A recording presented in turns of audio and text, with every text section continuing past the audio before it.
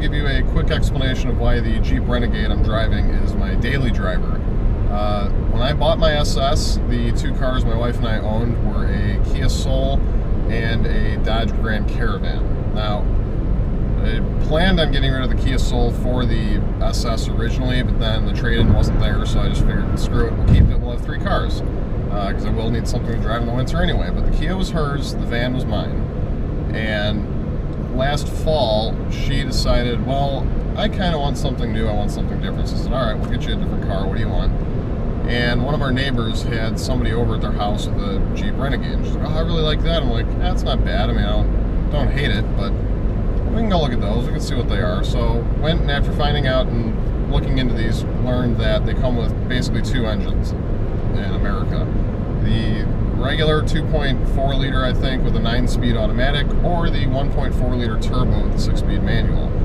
After doing a little bit of research, I learned that the turbo engine is not unlike the Fiat 500 Abarth engine, which doesn't really do a lot for this thing, but I figured, what the hell, those things sound cool, at least with no muffler, so maybe we can get one of those. But had to convince my wife that she'd be daily driving a stick shift car. And she swore up and down she was okay with it, said it was not a problem. Went and test drove one, and she killed it a bunch of times because this thing's not easy to drive, and didn't really like it too much, but she said, you know what, I'll learn, I'll figure it out, it's growing pains. And all right, I agree, we'll do that, that's fine with me. So we're gonna get rid of the van, because the van gets worse gas mileage, and I have a long drive to work. So I'll take the Kia, old car, 40,000 miles, and I'll drive that, and you get the new Jeeps. Fine, deal. So we did that, got rid of the van, got the Jeep, and right away after driving it for a while, she figured out that she really wasn't going to get the hang of it, because this thing, I don't know, it's a combination of, it's probably way too heavy of a car for the engine output. I think it's like 165 horsepower, 185 foot-pounds of torque, but the problem is that's all produced when the turbo's making boost. When the turbo's not making boost, this thing is a very weak 1.4. So this thing doesn't really drive easily off the line. I mean, once you're going, it's fine, but you pick the wrong gear and you pay for it because this thing doesn't move. But she didn't want to drive it and said, you know what, well, can you drive the Jeep and I'll just keep driving my Kia. But fine, so I'll do that. So now I drive this all the time, and I wish I had something different. I want a nicer car for myself. This thing doesn't have navigation, doesn't have anything, any creature comforts really. It's a Latitude, which is one step up from Sport, but it's not a Trailhawk. It doesn't have skid plates or anything like that. It's got little tiny wheels and tires, and it is four-wheel drive, but you know, that did help last winter, but ultimately it's not really that great of a car. I mean, it's a commodity thing. We got it, I think, even brand new. This is a 2015, the first year that they were selling these. Right after they started selling these, like we got it like within 3 or 4 months of the release of the car.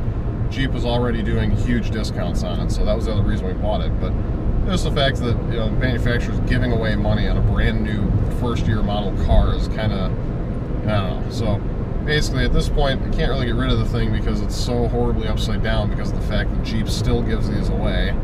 And I've been told that by my friend that works at a car dealership and some other people that, yeah, you know, if you wanted to trade that on anything, you're gonna get like nothing for it because Jeep is giving them away, so you're screwed. So that's where I stand. That's why I drive this thing. Don't really want to, but I have to, and until I figure out a way to get out from underneath it without losing my ass on it, and also find something else that I want, because in all reality, I really like new Ford Raptor. It's a badass truck. I think that'd be something that'd be cool to have, but that I think is a big pipe dream because that's more expensive than my car was. So we'll see. We'll figure out something, but I don't know. This will be the daily driver probably at least through this winter again, and if something changes next summer, or who knows what, maybe I can get myself into something nicer. But as you know, she does drive the Evo now, and that was over the summer.